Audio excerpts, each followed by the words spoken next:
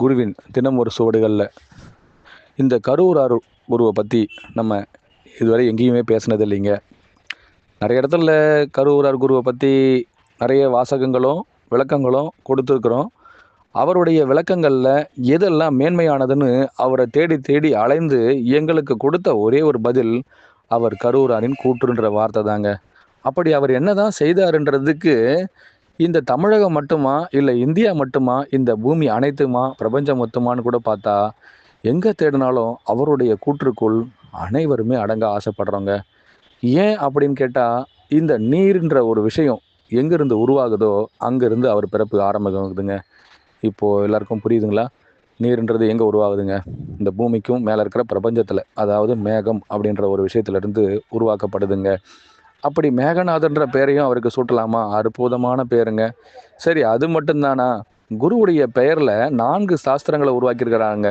முதல் சாஸ்திரத்தில் தன்னுடைய நீரை தான் அவர் பிரதானப்படுத்தினார்னு எல்லோருமே நினச்சிக்கிட்டு குரு கருவூராருன்னா குரு நீரின் முழு தத்துவநாதர் என்ற பெயரையும் அனைவருக்குமே எங்கள் குருநாதர் சொல்லும் பொழுது வெற்றிடமாக இருக்கின்ற மற்றதெல்லாம் யாரா உருவாக்குனதுன்னு அவர் மறுகேள்வி எழுப்பினாராங்க.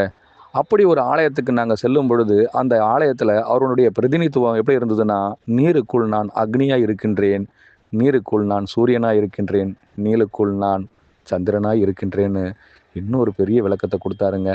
இது எப்படிங்க சாஸ்திரமாகும்? இல்லை இதனுடைய சாத்தியம் எப்படியெல்லாம் விளக்கம் கொடுக்க முடியும்? இந்த விளக்கத்தெல்லாம் எத்தனை பேர் இந்த உலகத்தில் மறைத்து வைத்தார்களோ அவர்களுக்கு பெயர் எல்லாமே குரு கரூரார்னு கூட சொல்லிட்டு போயிடலாங்க. மனமுறை வாக்கியத்தில் இன்னும் கூட பல விளக்கங்களை எங்களால் கொடுக்க முடியும். ஆனால் இந்த விளக்கங்களை கொடுக்குற தகுதியும் சரி, விளக்கமும் சரி, உங்களுக்கு எந்த அளவுக்கு போய் சேருன்றத நீங்கள் எந்த அளவுக்கு உங்களுடைய சிந்தனையிலும் குருவின் அனுகிரகத்திலையும், அதாவது குருவின் உங்களுடைய பார்வையில் இருக்க குருவின் அனுகிரகமும் இருந்தால் மட்டும்தான் நீங்கள் யார் எப்படி உருவெடுக்க ஆசைப்பட்டீங்களோ அதே போல் உங்களுடைய பெயருக்கும் அங்கே முடிசூட முடியுங்க.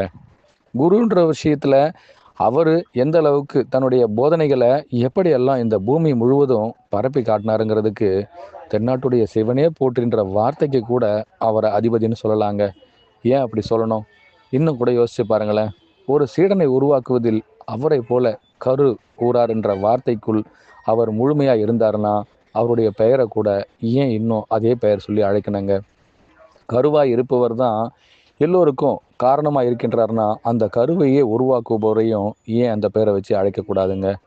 இன்னும் பல பெயர்களோடு அவர் அழைக்கும் ஒவ்வொரு ஆலயத்திலையும் நீங்கள் சென்று பார்க்கும் பொழுதெல்லாம் அவர் பெயர் அங்கே மறைக்கப்பட்டு அவருடைய சீடரின் பெயர் தான் முக்கியத்துவத்தில் வெளிப்படுத்தப்பட்டிருக்குங்க.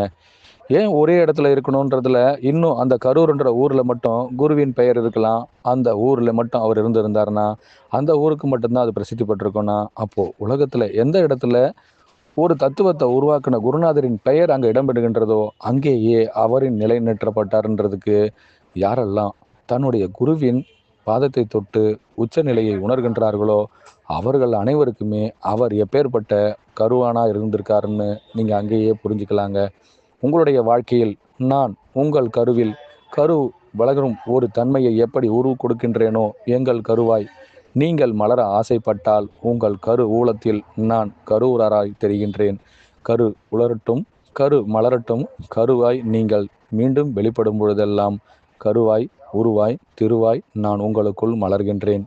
அனைவருக்கும் குருவே சரணம், குருவடி சரணம், திருவடி போற்றிங்க.